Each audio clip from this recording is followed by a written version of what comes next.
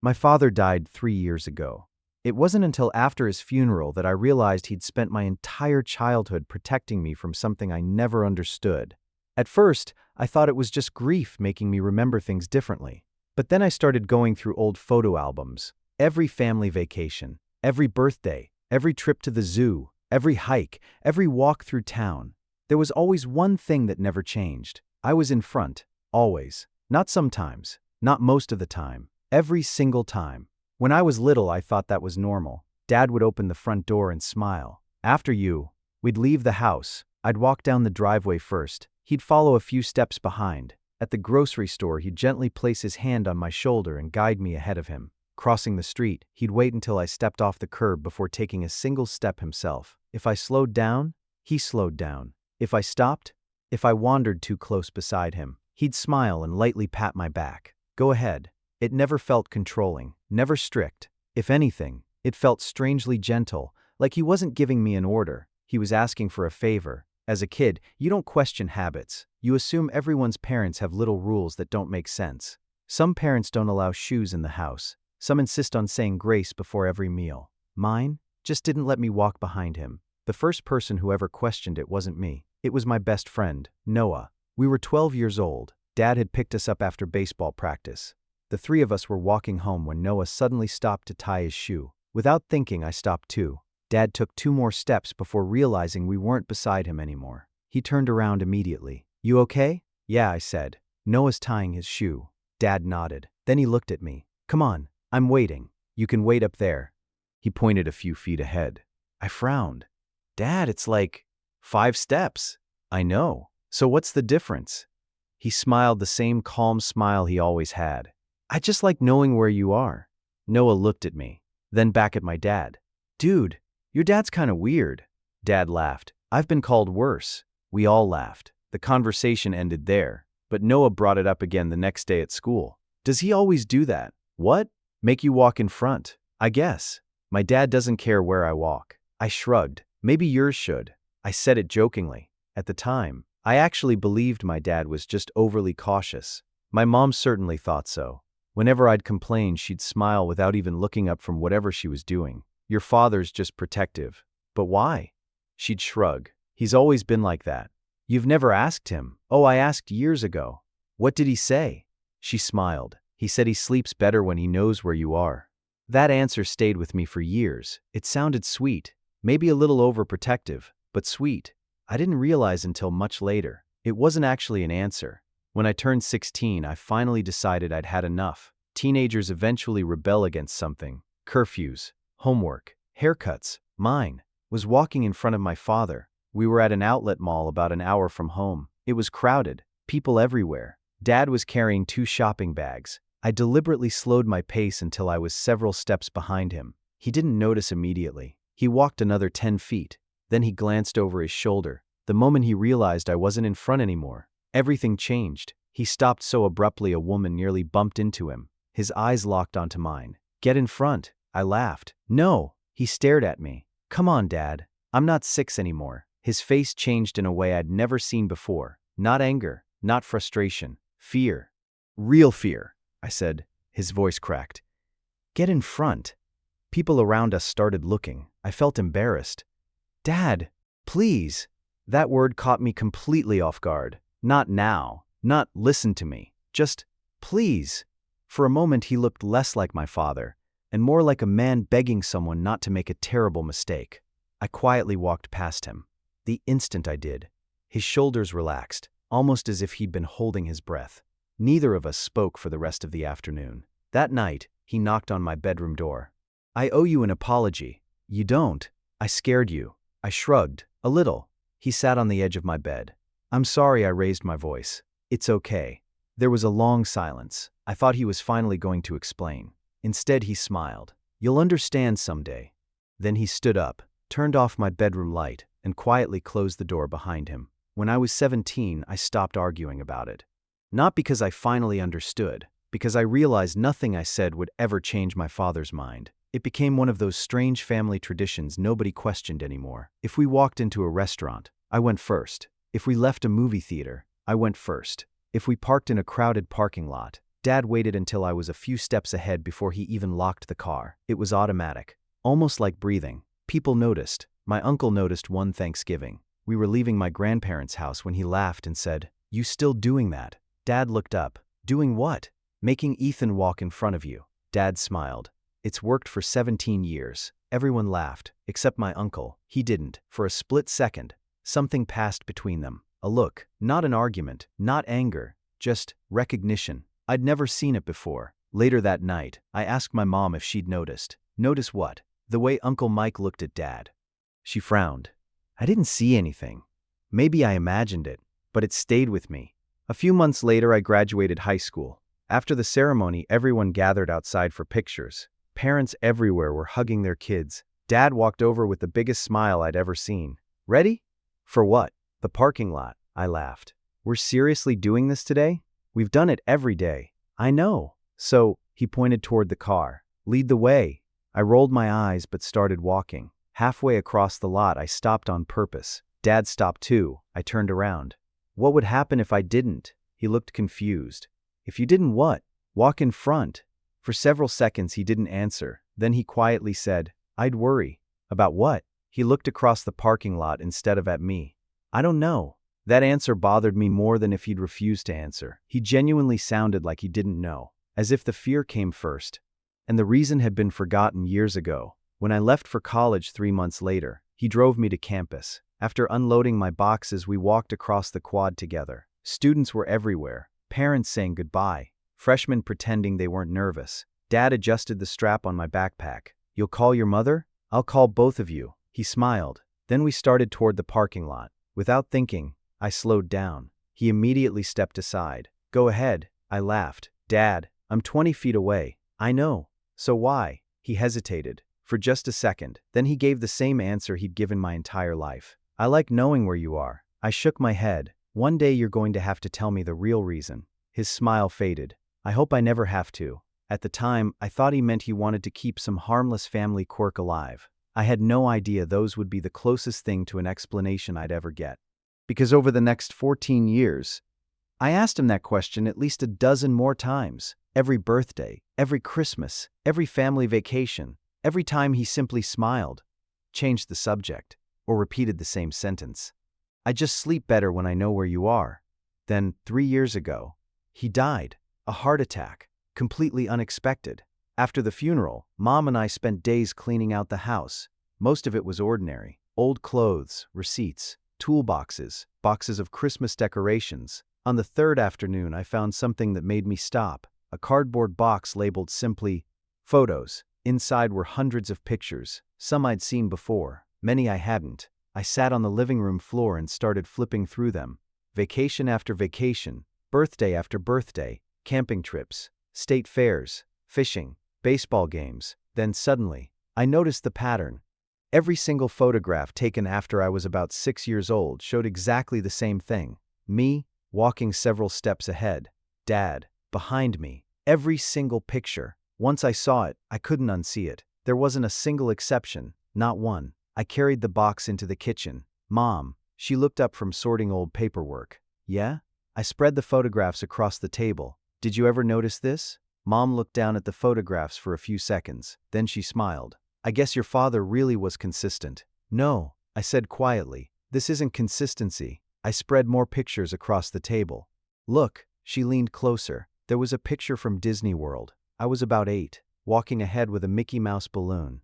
Dad was behind me. Another picture, a hiking trail in Colorado. I was 10. Dad was several steps back. Another, Christmas shopping. Another, the county fair. Another, leaving my high school graduation. Every single one looked the same. Mom's smile slowly disappeared. "I've honestly never noticed. How could we not notice?" She picked up one photograph after another. Her forehead wrinkled. "That's weird." I looked at her. "You really don't know why?" She slowly shook her head. "I always thought it was just one of your father's habits." "But you asked him years ago. What exactly did he say?" She thought for a moment. "I remember asking when you were little. He said," she smiled sadly, "I feel better this way." "And that was it?" "He wouldn't say anything else." I looked back at the photographs. "When did it start?" She frowned. "What do you mean?" There has to be a first time. We spent almost an hour going through every album in the house. And then, we found it. The first 5 years of my life looked completely normal. Sometimes Dad walked beside me. Sometimes I walked behind him. Sometimes he carried me on his shoulders. Nothing unusual. Then one vacation, everything changed. It happened between two albums. One ended in July. The next began in September. From that point on, I was never behind him again. Not once. Mom stared at the dates. I never realized. What happened that summer? She looked confused. I don't remember anything. No accident? No. No family emergency? She shook her head. Nothing. The more we searched, the stranger it became. There wasn't a single clue. No hospital records. No newspaper clippings. No dramatic family story. Just a man who suddenly changed one habit forever. A week later, I met Uncle Mike for lunch. He'd always been the closest person to Dad. If anyone knew, it would be him. We talked about work, football, the funeral. Then I finally asked, "Can I ask you something?" "Sure." Why wouldn't Dad let me walk behind him? The smile disappeared from his face. He looked down at his coffee. After several seconds, he quietly asked, "You noticed?" "I noticed after he died." He nodded slowly. "I wondered when you would." "So you know?" He didn't answer. Instead, he asked, "Did your mother tell you anything?" "She says she doesn't know." "I believe her." "What does that mean?" He sighed. "It means your father never wanted her carrying what he carried." I felt my stomach tighten. What did he carry? For the first time since we'd sat down, my uncle looked genuinely uncomfortable. He rubbed both hands together before speaking. "It wasn't your father's fault." I stared at him. "What wasn't?" Another long silence. Finally he whispered, "He spent 30 years trying to convince himself of that." My heart started beating faster. "What happened?" Uncle Mike looked out the diner window. "I can't tell you." "What?" "I promised him. He's gone." "I know. Then why keep the promise?" He looked back at me. "Because it wasn't my promise to break." I leaned back in my chair. "So that's it?" He nodded. "I'm sorry. But your father wanted one person to tell you." "Who?" He held my gaze. "Him." I laughed bitterly. "That's impossible." "I know." Before I left, Uncle Mike reached across the table and grabbed my wrist. "There is one thing I can tell you." I waited. He wasn't afraid of what was behind him. I frowned. "What?" He was afraid. My uncle's voice almost disappeared, of turning around and not seeing someone there. Then he let go of my wrist and refused to say another word. The drive home from the diner was almost 2 hours. I don't remember the traffic. I don't remember the music. I just kept hearing the same sentence over and over again. He wasn't afraid of what was behind him. He was afraid of turning around and not seeing someone there. I had no idea what it meant. But I knew one thing. Uncle Mike hadn't made it up. Whatever happened, it had happened long before I was born. That night I couldn't sleep. Around 2 in the morning I drove back to my parents' house. Mom had already gone to bed. I quietly unlocked Dad's workshop. It was exactly the way he'd left it. Every screwdriver hung in its place. Every drawer labeled. Every shelf spotless. Dad had been the kind of man who believed everything should have a place. I started opening cabinets one by one. Tax papers, instruction manuals, old warranties, nothing. After almost an hour, I was ready to give up. Then I noticed an old metal toolbox tucked behind a workbench. It wasn't locked. Inside were a few faded photographs, a pocket watch that no longer worked, and a small leather notebook. Most of the pages were blank. The first half contained measurements for woodworking projects. The last few pages had been torn out. Only one loose sheet remained folded inside. It wasn't addressed to anyone. It wasn't even signed. It looked more like something Dad had written for himself. The handwriting was unmistakably his. There were only 3 lines. I looked away for 1 second. Below that, when I turned back, he wasn't behind me anymore. And beneath that, "I will never let that happen again." I read those words again and again. My hands started shaking. He, not you, not my name. Someone else. Someone who had been behind him. Someone who disappeared. The next morning I showed the page to Mom. She read it twice before looking up at me. "I've never seen this before. Who do you think he was talking about?" She slowly shook her head. "I honestly don't know." "But," she hesitated. "What?" "There was someone your father stopped talking about." I leaned forward. "Who?" "My father once mentioned your dad had a younger brother." I blinked. "What?"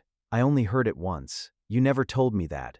Because your father changed the subject so quickly, I assumed Grandpa had simply misspoken. I stared at her. My dad had a brother. I don't know. I never even heard his name again.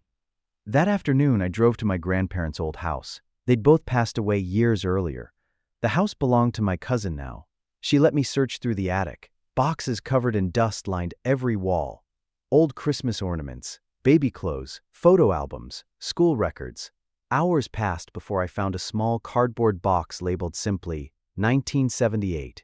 Inside were dozens of photographs. Most were ordinary family pictures. Then I found one that stopped me cold. Two boys stood in a backyard. One looked about 15. The other couldn't have been older than 9. The older boy was my father. There was no doubt. Same eyes, same smile, same crooked nose. The younger boy looked almost identical. On the back of the photograph, in my grandmother's handwriting, were 4 words: David and Ben. Summer 1978. Ben. I whispered the name aloud. I'd never heard it before. Not once. Not in 35 years. I searched through the rest of the box. Birthday cards, school certificates, more photographs. Ben appeared over and over again. Then, he suddenly disappeared. No more pictures, no graduation, no birthdays, nothing. As if he'd simply been erased from the family's history.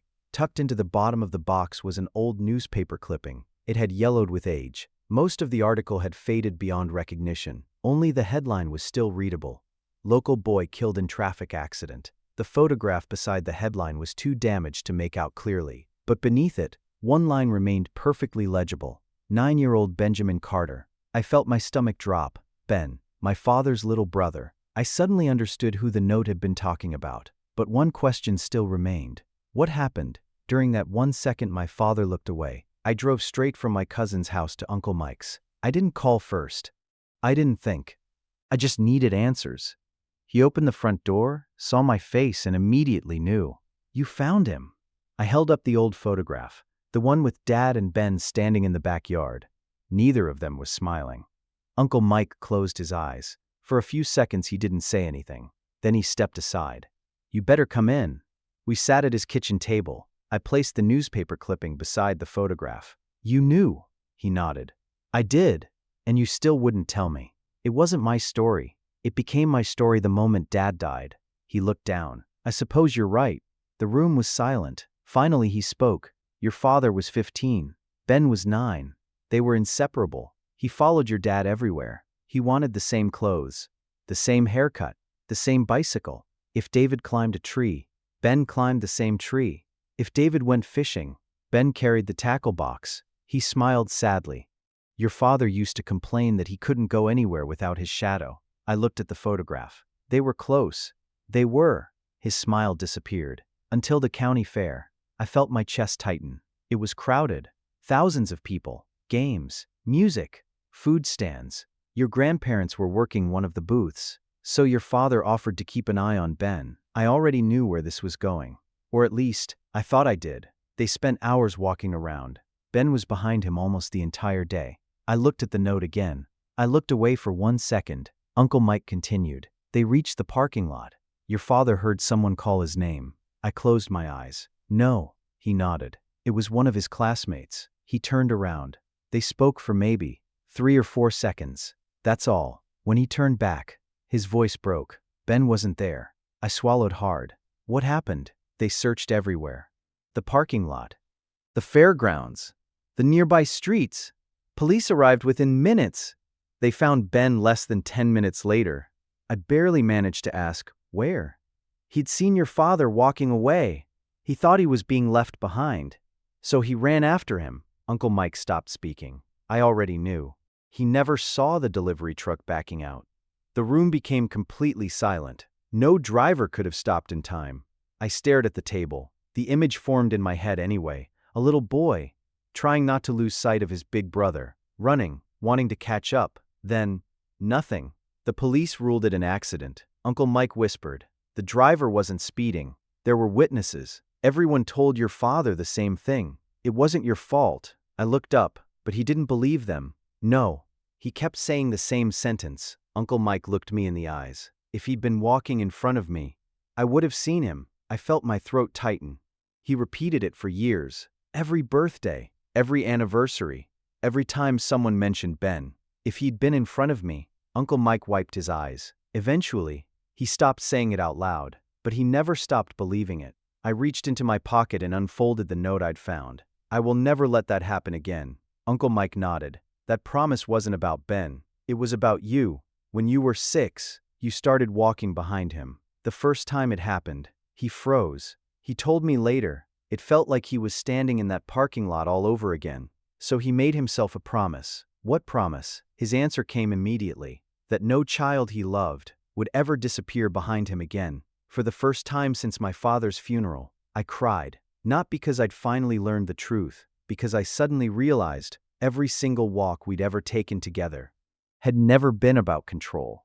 It had been an apology, one he'd been trying to say for almost 30 years. I didn't go back to work for 3 days. I couldn't. Every time I closed my eyes, I saw my father walking a few steps behind me. Not because he wanted to control me, because every time he looked at my back, he was making sure I was still there. For almost 30 years, I'd mistaken love for fear, when it had actually been both. A week later, I asked Mom if she'd like to visit Ben's grave. She quietly nodded. I haven't been there in years. We drove together on a gray Saturday morning. The cemetery was smaller than I expected. Ben's headstone wasn't hard to find. Someone had been leaving fresh flowers. Mom knelt first. "I always wondered why your father never came here with me." She brushed a few leaves away from the stone. "I thought he was trying to forget." I looked down at the dates. Ben was 9. Dad had been 15. Just kids. "I don't think he was trying to forget," I said quietly. "I think remembering was the punishment he chose." Mom didn't answer. She simply slipped her hand into mine. Before we left, I noticed something a few rows away. A newer grave. My father's. I hadn't expected them to bury him so close. For a long moment I stood between the two headstones. Brothers. Separated by almost 30 years. Only a few yards apart again. I suddenly remembered something I'd never understood as a child. Whenever we'd go somewhere crowded, Dad never looked at his phone. Never looked into shop windows. Never got distracted. His eyes were always on me. Always. I'd thought he was overprotective. The truth was, he'd spent the rest of his life refusing to make the same mistake twice. Even if the first time had only lasted a few seconds. Months passed. Life slowly returned to normal. Or at least, as normal as grief ever becomes. One Sunday, my wife and I took our 6-year-old son, Oliver, to the park. He ran ahead toward the playground. I smiled as I watched him. Then he stopped, turned around, and started walking behind me. Without thinking, without even realizing it, I stopped walking. He looked up. "Dad?" I heard my own voice say the words I'd heard my entire childhood. "Come on, buddy. Walk in front of me." He frowned. "Why?" I opened my mouth. The answer came automatically. "So I know where you are." Then I froze. For the first time in my life, I truly understood what those words meant. Oliver looked at me, waiting. I walked over and knelt beside him. When Grandpa used to tell me to walk in front of him, I smiled. I thought he didn't trust me. Oliver tilted his head. "He didn't." "No." I looked toward the trees for a moment. He loved me so much that losing sight of me scared him. Oliver slipped his little hand into mine. "So, do you love me that much too?" I felt my throat tighten. "More than you'll ever know." He smiled. Then he started walking ahead again. Every few seconds, he looked back to make sure I was still following. And for the first time, I realized something I'd never had as a child. My father wasn't checking to see if I was ahead of him. He was checking because he needed to see me, because every time he looked up and found me there, it was proof that this time, this child, hadn't disappeared. As Oliver laughed and ran toward the swings, I looked up at the sky and quietly said the words I wished I'd said years earlier. "I understand now, Dad." The wind moved gently through the trees. There was no answer. There didn't need to be. Some parents spend their lives telling their children they love them. Mine spent his, making sure I was never out of sight. And somehow, I hadn't realized those were the same thing.